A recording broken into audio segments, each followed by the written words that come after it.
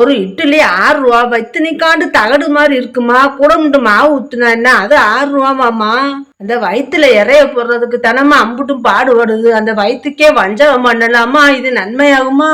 நான் தான் போய் கேட்டேனே, விலைவாசினா ஏறிடுச்சு, கூட 2 இட்லியை வாங்கி தின்னுங்கன்னு சொன்னாக்கா.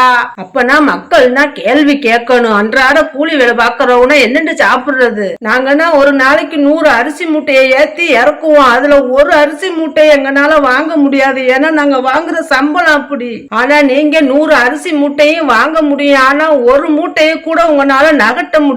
ஏன்னா நீங்க உட்காந்தே பாக்குற வேலை அப்படி. நீங்கன்னா உட்காந்தாலே உங்களுக்கு சம்பளம் வந்துடும். நாங்கன்னா மூட்டையை தூக்குனாதான் எங்க குடும்பமே சாப்பிட முடியும். இப்படி விலைவாசியை ஏத்தினீங்கன்னா நாங்க எப்படி சாப்பிடுறதுன்னு அனைவரும் கேள்வி கேட்கணும். இறக்க குணங்களோடு வாழணுமா இல்லையா?